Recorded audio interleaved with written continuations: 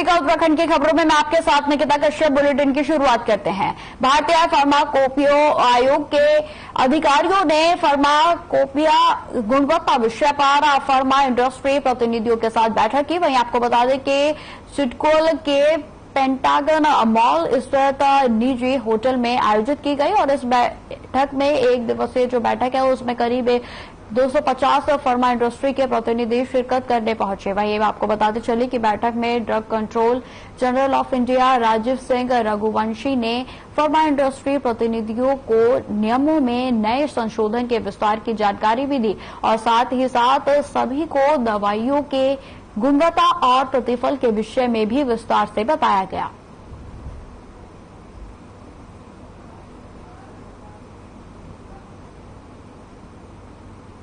जो एजेंडा था उसमें टेक्निकल सेशंस थे इंडियन फार्माकोपिया कमीशन की तरफ से, जिसमें ये बताया गया कि फार्माकोपिया में किस तरीके से जो चीजें दी हुई हैं वो इंडस्ट्री को कैसे यूज करना चाहिए, क्योंकि नया फार्माकोपिया आया है कुछ दिन पहले। मैंने 1 घंटे का सेशन लिया था, उसमें मैंने ये बताया कि क्वालिटी का क्यों इम्पोर्टेंस है इस देश के लिए। हमारे पेशेंट खाते हैं देश के, हम उसको एक्सपोर्ट करते हैं, बाहर के पेशेंट्स खाते हैं। कार्यक्रम था जहां पे के drug controller general of India और आईपीसी जो कि इंडिया के लिए स्टैंडर्ड सेट करती है, एक किताब बनती है जिसके अंदर हर एक प्रोडक्ट के स्टैंडर्ड फिक्स किए जाते हैं मेडिसिन को बनाने के लिए। उन दोनों के अध्यक्ष जो हैं श्री डॉक्टर राजीव रघुवंशी जी आज हमारे बीच में थे। उसके अलावा आईपीसी कमेटी के लोग थे, जो सीडीएससीओ जो हमारे रेगुलेटर्स हैं नॉर्थ जोन के, वो लोग भी थे। तो आज सभी लोग यहाँ पे आए थे और सबका पर्पस था कि फार्मा इंडस्ट्री को सेंसिटाइज करना, उनको इस बात के लिए बताना कि हमें क्वालिटी कितनी इंपॉर्टेंट है, क्वालिटी के ऊपर फोकस करना।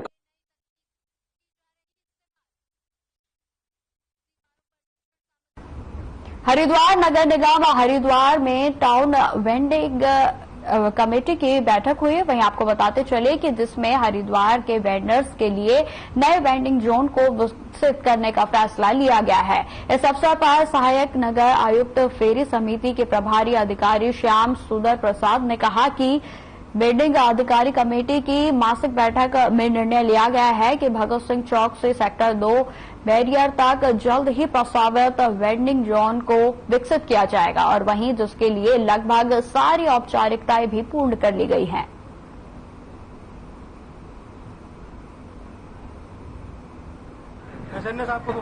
टीवीसी की बैठक थी, बड़ी महत्वपूर्ण थी, क्योंकि अभी हमारा नया बाजार विकसित होना है। जो लगातार आप देख रहे हैं कि 2 वर्ष से जो है इसकी औपचारिकता पूरी नहीं हो पा रही थी, लेकिन अब जितनी भी औपचारिकताएं हैं वो सारी पूरी हो चुकी हैं, जिसमें तमाम जो लाभार्थी स्ट्रीट वेंडर उनका सत्यापन होना था, क्रमवाई सत्यापन होना था, वो सत्यापन हो चुका है। और किरण सॉफ्टवेयर सॉल्यूशन द्वारा जो ये कंपनी इसे विकसित कर रही है उसके मानक किस प्रकार से निर्धारित थे, उस मानकों पर चर्चा हुई।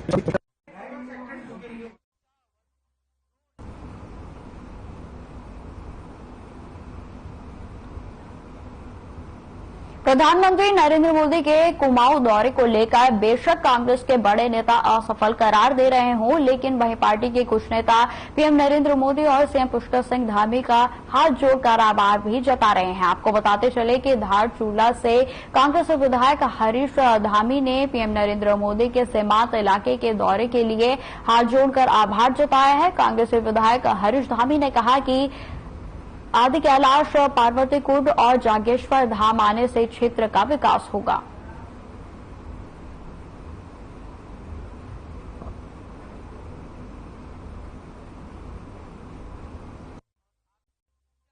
मैं माननीय प्रधानमंत्री नरेंद्र मोदी जी का बहुत बहुत धन्यवाद करता हूं और साथ ही माननीय मुख्यमंत्री जी का धन्यवाद करता हूं कि आपने दूरस्थ क्षेत्र हमारा जो है आदि कैलाश और गुंजी जैसे क्षेत्र का भ्रमण किया, जिससे निश्चित तौर पर केवल धारचूला विधानसभा को ही नहीं पूरे उत्तराखंड को पर्यटन की दृष्टि से बहुत ज्यादा जो है इसका फायदा मिलेगा और जो वहां पर विकास कार्य रुके हैं वो विकास कार्य भी तत्काल प्रभाव से शुरू होंगे। उसके लिए मैं माननीय प्रधानमंत्री जी का बहुत बहुत आभार व्यक्त करता हूं और उनका बहुत बहुत धन्यवाद करता हूं।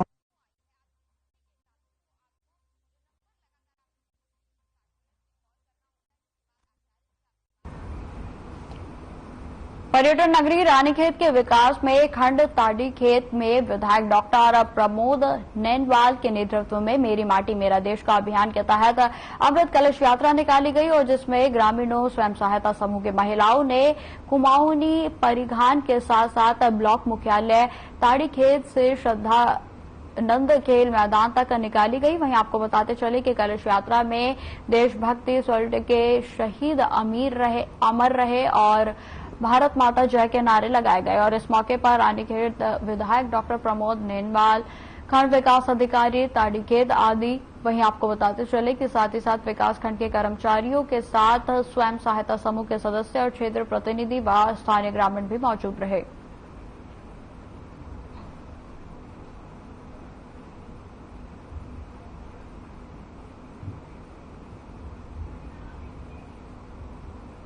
किसानों के मुद्दे को लेकर कांग्रेस पार्टी ने गंभीरता से लिया है। वहीं आपको बताते चले कि पूर्व मुख्यमंत्री हरीश रावत हरिद्वार जिले में आई बाढ़ से किसानों को भारी नुकसान पहुंचा है। तभी से किसानों के मुद्दे को लेकर अग्रणी भूमिका निभा रहे हैं और इतना ही नहीं, प्रदेश सरकार पर भी हरीश रावत ने किसानों को उचित मुआवजा देने का दबाव बनाने की कोशिश की है। वहीं आपको बताते चले कि रुड़की पहुंचे पूर्व सीएम हरीश रावत ने एक होटल में पत्रकार वार्ता के दौरान बड़ी बेबाकी के साथ कहा कि किसान सम्मान यात्रा के चलते 16 अक्टूबर को एक विशाल ट्रैक्टर यात्रा निकाली जाएगी जो ऐतिहासिक होगी। उन्होंने कहा कि हरिद्वार और सितारागंज में यह निकाली जाने वाली यात्रा में प्रदेश के कई कांग्रेस और किसान नेता भी शामिल रहेंगे। वहीं उन्होंने यह भी कहा कि प्रदेश सरकार लगातार किसानों की अनदेखी कर रही है। किसानों का चीनी मिल समय पर भुगतान नहीं हो पा रहा है। वहीं मुआवजे के लिए उन्हें तहसील कार्यालय से लेकर जिला कार्यालय तक के चक्कर लगाने पड़ रहे हैं। इस समय देहरादून में एक बड़ा प्रदर्शन किया था मुख्यमंत्री के घर पर और उसके बाद मुख्यमंत्री से बातचीत हुई।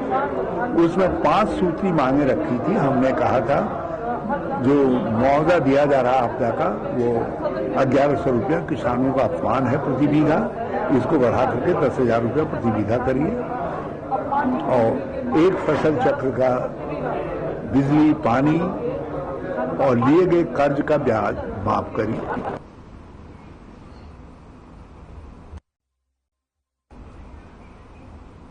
चंपावत जिले के टनकपुर रेल क्षेत्र वेयर स्टेशन के पास आपको बता दें कि बाइक सवारों के आपस में जबरदस्त भिड़ंत हो गई। वहीं भिड़ंत इतनी जबरदस्त थी कि दोनों बाइकों के परखच्चे उड़ गए। स्थानीय लोगों ने आनन फानन में दोनों युवकों को टनकपुर उप जिला चिकित्सालय में भर्ती करवाया और जहां दोनों का इलाज किया जा रहा है। वहीं आपको बताते चले कि जिला अस्पताल के सीएमएस डॉक्टर घनश्याम तिवारी ने बताया कि इलाज चल रहे दोनों युवकों को अंदरूनी चोटें आई हैं और दोनों का एक्सरे भी किया गया है। फिलहाल दोनों युवक खतरे से बाहर हैं।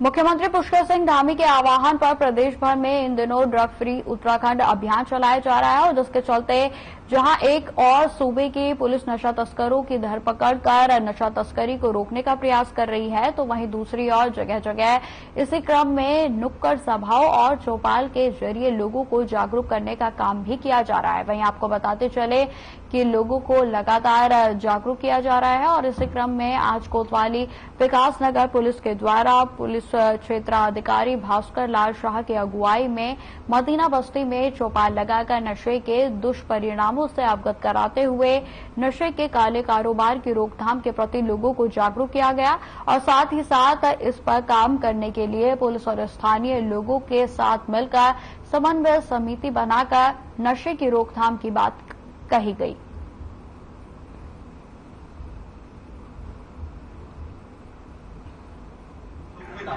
माननीय मुख्यमंत्री उत्तराखंड के संकल्प ड्रग फ्री देवभूमि 2025 सपने को साकार करने के लिए वरिष्ठ पुलिस अधीक्षक देहरादून के निर्देशन में आज हमारे द्वारा एलारगोट स्थित मुस्लिम बस्ती में ये गोष्ठी आयोजित की, चौपाल आयोजित की गई थी, जिसमें जो है इस क्षेत्र के और जिन लोगों द्वारा मांग किया गया उनको इस जो ड्रग का प्रयोग करते हैं या विक्रय करते हैं उनकी हमें सूचना देने ऐसा ना हो और हमारा पूरा जुगाड़ करें और उसको दिनेशपुर में कदली छेदन केला काटने की प्रक्रिया के साथ ही दुर्गा पूजा की शुरुआत हो गई है। आपको बताते चले कि दुर्गा मंदिर प्रांगण में बंगाली समाज की महिलाएं एकत्रित होकर देवी दुर्गा मां की जयकारे लगाए गए। वहीं आपको बताते चले कि ढोल ताशरी के साथ साथ 7 स्थानों पर केले के पेड़ की विधिवत पूजा अर्चना करने के साथ साथ केले के पेड़ को काटकर केले का फल सिर पर रखकर पुनः दुर्गा मंदिर में लाया गया। वहीं आपको बता दें कि बंगाली समाज के लोग कहते हैं कि इसी केले के प्रसाद को देवी मां के प्रसाद के रूप में भोग लगाया जाता है और इसी के साथ दुर्गा पूजा की पहले पड़ाव की शुरुआत दुर्गा पूजा कमेटी की द्वारा कर दी गई है।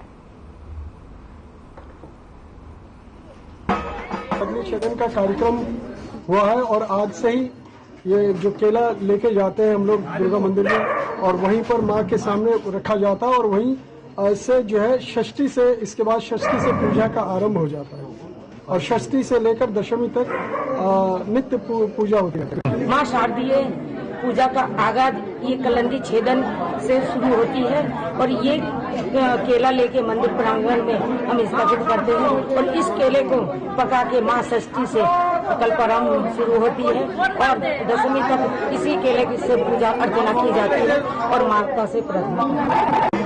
मैं अनिता सरकार सभी को प्रणाम।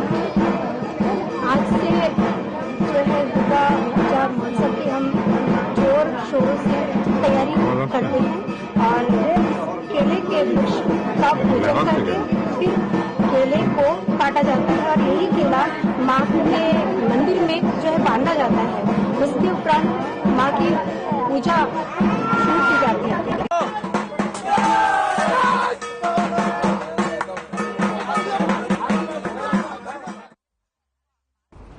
उत्तर भारत का सुप्रसिद्ध कहे जाने वाला मां पूर्णागिरि धाम मेले में अलग अलग राज्यों और नेपाल देश के हजारों की संख्या में श्रद्धालुओं की भीड़ उमड़ने की संभावना है। आपको बता दें कि ऐसे में 9 दिनों तक चलने वाले मां पूर्णागिरि धाम मेले में टैक्सी वाहनों के संचालन हेतु श्री पूर्णागिरि टैक्सी एसोसिएशन की ओर से पूरी तैयारियां कर ली गई हैं। यूनियन की ओर से श्रद्धालुओं को ले जाने और जाने की सुविधा हेतु लगभग 170 टैक्सी वाहनों का पूर्णागिरि मार्ग पर संचालन किया जाएगा। वहीं आपको बताते चले कि यूनियन अध्यक्ष मदन कुमार ने बताया कि नवरात्रि में मां पूर्णागिरि के दर्शन के लिए भारी संख्या में दर्शनार्थी मां पूर्णागिरि धाम पहुंचते हैं और जिनको लाने और ले जाने के लिए लगभग 170 टैक्सी वाहनों को पूर्णागिरि मार्ग पर चलाया जाएगा और जिसमें टनकपुर से ढूलीगाड़ तक 125 वाहनों का संचालन किया जाएगा।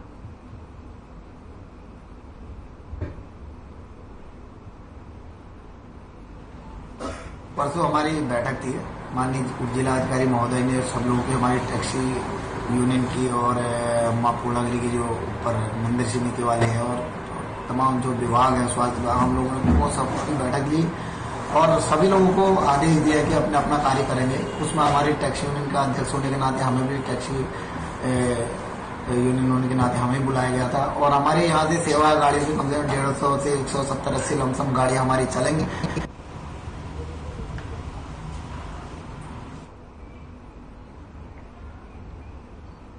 शारदीय नवरात्र की शुरुआत हो गई है। आपको बताते चले कि अल्मोड़ा जनपद के देवी के मंदिरों में भक्तों के द्वारा पूजा अर्चना की जा रही है और उसके साथ ही सांस्कृतिक और धार्मिक नगरी अल्मोड़ा में दुर्गा महोत्सव की धूम भी शुरू हो गई है। वहीं आपको बताते चले कि 10 जगहों पर दुर्गा महोत्सव का आयोजन किया जा रहा है।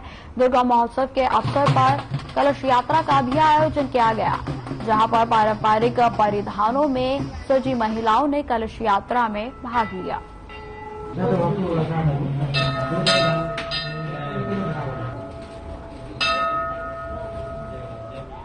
जैसे कि अल्मोड़ा सांस्कृतिक नगरी के नाम से जाना जाता है, यहाँ पे पूरे शहर के अंदर 10 दुर्गाओं का इस समय कार्यक्रम चल रहा है और साथ ही साथ अल्मोड़ा अष्टभैरवों का शहर भी है और इसी के साथ साथ हमारी जो कॉलोनी है नींदा कॉलोनी, यहाँ पे भी दुर्गा महोत्सव एवं देवी भागवत कार्यक्रम चल रहा है। आज हमारी कलश यात्रा प्रारंभ हुई और उसके बाद हमारी पूजा कार्यक्रम और उसके बाद देवी भागवत कथा का वो कार्यक्रम चालू होगा और उसके साथ साथ ही शाम को प्रसाद वितरण आरती का कार्यक्रम है।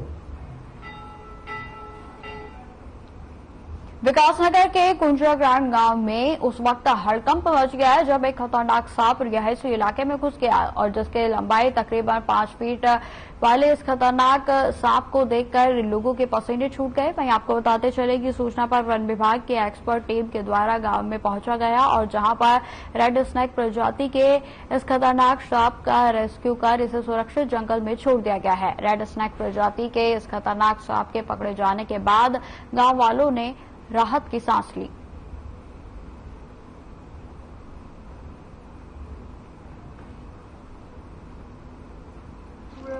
हरवटपुर से एक सूचना आई थी कि किसी के आवासीय परिसर में एक स्नेक देखा गया, तो उनके द्वारा जब हमें बताया गया तो हमारे द्वारा एक प्रशिक्षित टीम वहां पर भेजी गई, तो उन्होंने उसका रेस्क्यू किया। रेस्क्यू उपरांत उसे सांप को जंगल में सुरक्षित छोड़ दिया गया है।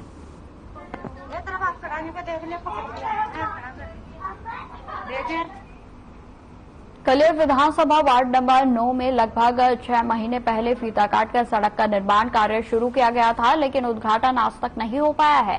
वहीं आपको बताते चले कि सड़क का पूरा निर्माण वार्ड में फैली गंदगी से लोग बेहद ही परेशान हैं और बीमारियों का भी शिकार हो रहे हैं।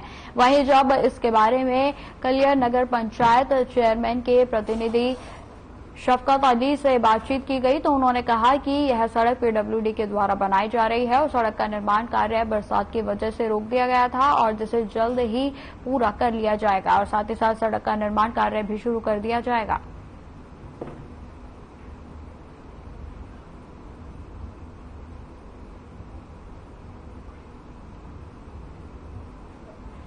लग चुकी है तो लगभग आगे उसमें जो ना बरसात के होने के कारण वहाँ पानी भर गया था। पानी भरने के कारण वहाँ दिक्कतें आई और क्रॉसिंग होता नहीं पानी की वहाँ सप्लाई नहीं है, कोई नाला नहीं है। तो पहले भी सड़कें बनी, जिस जगह पे पानी भरा हुआ वहाँ सब सड़कें बनी है हमारी प्रधानी के टाइम में, लेकिन ये बाहरी लोग ज्यादातर आते हैं, बेचारे किराए पर रहते हैं। अब उनको इन समस्या को तो पता नहीं किसने कब सड़कें बने और वो क्या प्रधान को जानेंगे, क्या चेयरमैन को जानेंगे, क्या विधायक को जानेंगे। हम तो हर रोज उसी गली से गुजरते हैं, हमारे कारोबार है, हमारे खेत है, किसान है, सब चीज है। दिन से तो सांप निकलने से हो जाए, इतनी बुरी हालत हो। अब मच्छर लंबे लंबे यहाँ डंग, यानी कि एक डर के माहौल में जिंदगी बसर हो रही है। बहुत डर के सारे तो हो रहे बीमार, बच्चे में, बड़े में। चेयरमैन आकर देखता है, विधायक आकर देखता है, विधायक वो आकर चला जा, देखता चला जा। अगर हम प्रधान के साथ आते जब भी देखता चला गया, अगर सोचा हो कहना इंगो भी आकर देखो ना एक बार बड़ कर देखते। तो 3 साल से यहाँ पानी भर रहा, देखो पानी की कर रखी, अंदर पानी जाया था। हर एक मेरा भांजा था बेचारा, गिर के उसकी आंख फूट गई यहाँ से। 2 साल हो गए, 2.5-3 लाख रुपए लगवा लिए इस पर, फिर भी आंख की रोशनी आई उसकी। जिंदगी है कि यहाँ से विधायक ने जो है 6 महीने पहले इस रास्ते का रिबन काटा था और इस पे कार्रवाई कुछ नहीं हो पा रही। रास्ता कम से कम 20 दिन में या महीने में, 1.5 महीने में बन के तैयार हो जाता है, लेकिन ये 6 महीने से ऐसे ही पड़ा हुआ है, रुका हुआ। ये ईंटें पड़ी हैं, कम से कम 3 महीने इनको हो गए।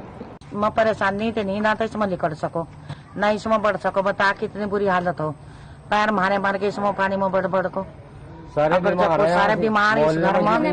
हालत इतनी खराब हो गई बहुत ज्यादा। निकालने के लिए फाड़ा 24 घंटे।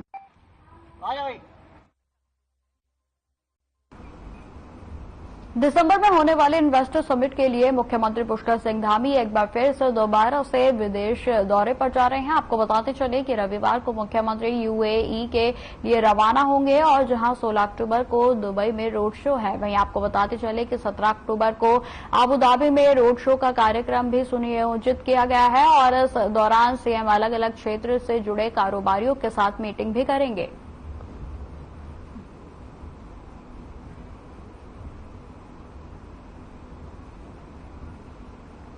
धीरे धीरे अब सभी क्षेत्रों में, चाहे वो टूरिज्म का क्षेत्र हो या साइंस एंड टेक्नोलॉजी का क्षेत्र हो, हर क्षेत्र में लोग उत्तराखंड के लिए आ रहे हैं, आकर्षित हो रहे हैं। और हमारा भी प्रयास है कि सभी संस्थान जो अलग अलग क्षेत्रों में हैं, अलग अलग निवेश अलग अलग क्षेत्रों में करते हैं, उद्योग समूह चलाते हैं, वो सभी उत्तराखंड आए।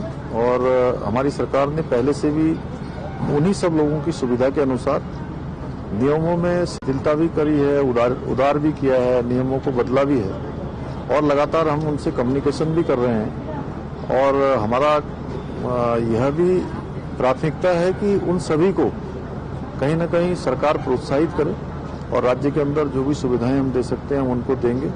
आज भी जो यहाँ पर नया इन्वेस्टमेंट आया, नया इन्होंने उद्घाटन किया, ये हमारे लिए बड़ा अच्छा है कि इनका एनसीआर में इसी प्रकार का ऑफिस है, ये ऑफिस यहाँ भी खुला है। निश्चित रूप से एक नई शुरुआत हो रही है जो हमारे राज्य के लिए एक अच्छा है और इसके लिए शुभ संकेत है, सकारात्मक।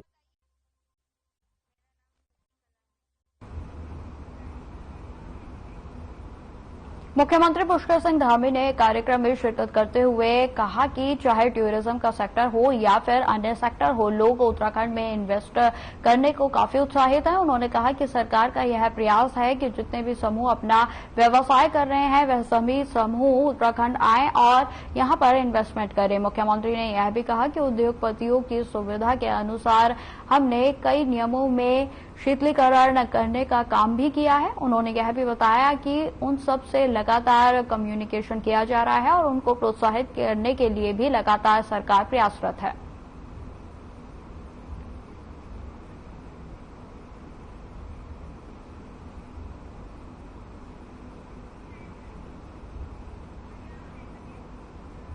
जीरो टॉलरेंस का दावा करने वाली भाजपा सरकार ने उत्तराखंड के उधमनगर में कोरोना काल में गरीबों को बांटने वाले राशन में बड़ा घोटाला सामने आया था और मामले का खुलासा आरटीआई ने किया था। आपको बताते चले कि जिसके बाद घोटाले की जांच में 12 सस्ता गल्ला राशन विक्रेताओं के साथ साथ तत्कालीन जिला खाद्य पूर्ति अधिकारी और क्षेत्रीय पूर्ति निरीक्षक पर मिलीभगत का राशन वितरण में गड़बड़ी का आरोप लगाया गया है और पूरे मामले की जांच तत्कालीन एसडीएम और उपायुक्त खाद्य विभाग के द्वारा की गई, जहां पाया गया कि उधम सिंह नगर के किच्छा क्षेत्र के अंतर्गत 12 सस्ता गल्ला दुकानदार द्वारा विभागीय अधिकारियों की मिलीभगत कर 1 करोड़ 9 लाख रुपए के गरीबों को दिए जाने वाले राशन का घोटाला किया गया।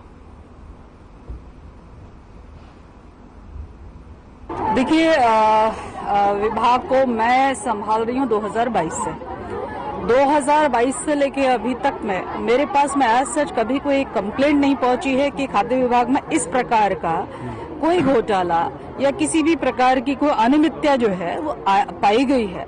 मेरे संज्ञान में आएगा, मेरे पास पत्रावली आएगी और आज आपने जैसे बताया है मैं भी स्वयं उसको परीक्षण करूंगी कि ऐसा कुछ भी होगा तो जीरो टॉलरेंस की नीति भारतीय जनता पार्टी की सरकार की है, जनता की सरकार की है। हम लोग उसी के अनुसार काम करेंगे और ऐसा कोई भी व्यक्ति है, ऐसा कोई भी अधिकारी जो किसी भी प्रकार से इसमें संलिप्त होगा वो बख्शा नहीं जाएगा। नहीं, ऐसा नहीं है। उसमें जो है कि रिकवरी कार्रवाई चल रही है और उनको नोटिस इशू कर दिया गया है रिकवरी जमा करने के लिए। तो उनसे कहा जा रहा है कि आप रिकवरी कीजिए, नहीं तो अन्यथा की स्थिति में आप अग्रिम कार्रवाई की जाएगी। हाई कोर्ट में भी आपको एफिडेविट दिया था कि हम हाई कोर्ट में संतुष्टि जताई थी कि रिकवरी हो रही है, लेकिन अभी तक रिकवरी नहीं है। नहीं, माननीय उच्च न्यायालय के निर्देश हमें प्राप्त है, उसके अकॉर्डिंग हम कार्रवाई कर रहे हैं।